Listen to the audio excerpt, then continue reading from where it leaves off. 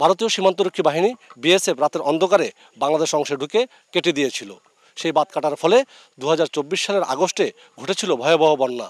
সেই বন্যায় বাংলাদেশে প্রায় 4-5টি জেলা প্লাবিত হয়েছিল। এর মধ্যে অন্যতম ছিল ফেনী, নোয়াখালী, কুমিল্লা, লক্ষ্মীপুর। এবং এ সকল অঞ্চলে বন্যার পানি ঢুকে বেশ কয়েকদিন স্থায়ী হয়েছিল। সেই বন্যার পানি এসব এলাকায় 5 থেকে 7 দিন 6 থেকে 7 ফুট পর্যন্ত স্থায়ী হয়েছিল প্রায় 1 সপ্তাহ ধরে। এতে করে চরম ভোগান্তিতে পড়েছিল এই অঞ্চলের বাসিন্দারা। সেই বন্যায় প্রায় 3000 কোটি টাকার মতো শুধু ফেনী অঞ্চলেই ক্ষতি হয়েছিল এবং প্রাণহানি ঘটেছিল প্রায় 35 জনের মতো।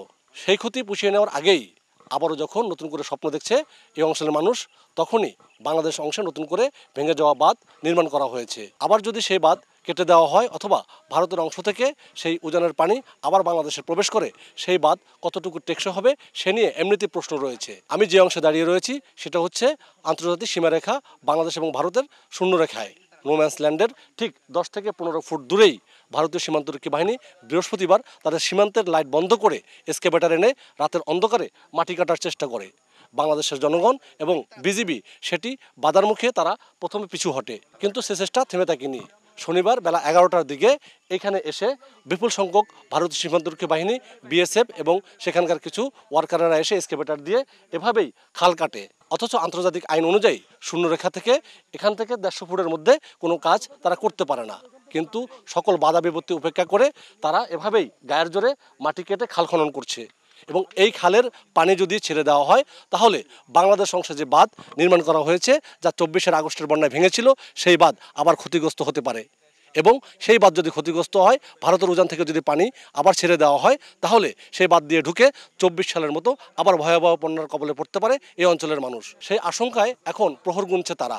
আবহাওয়া একটু খারাপ হলে অথবা ভারতের অংশে যদি বেশি বৃষ্টিপাত হয়, তাহলে বাংলাদেশ অংশের ফেনী, নোয়াখালী, লক্ষ্মীপুর অংশের মানুষের ঘুম হারাম হয়ে যায়। কারণ 24-এর বন্যায় যেভাবে তাদের পানি এই অংশে ছেড়ে দিয়ে বন্যার ঘটনা ঘটিয়েছিল, আবার তার পুনরাবৃত্তি ঘটতে পারে বলে তারা মনে করছেন।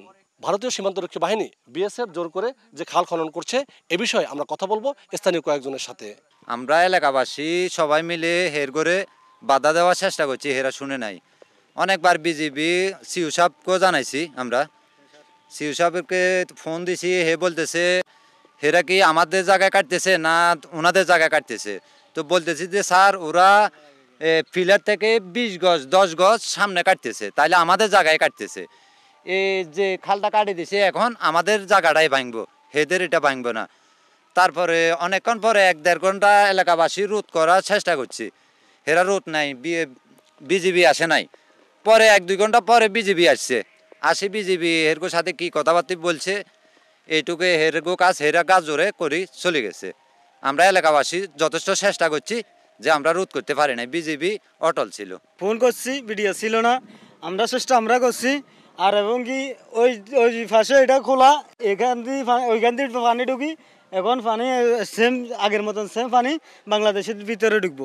তো আগের মতনই হয়েছে যে এত টাকা ফায়দা কি, এত টাকা আমরা করি এখানে কোটি কোটি টাকার বাঁধে লাগাই, ফায়দা কি, সেম হয়েছে যে আগের মতনই হয়ে যাবো পানি বাংলাদেশের দিকে সব ভাঙ্গি চুরি শেষ হয়ে যাবো।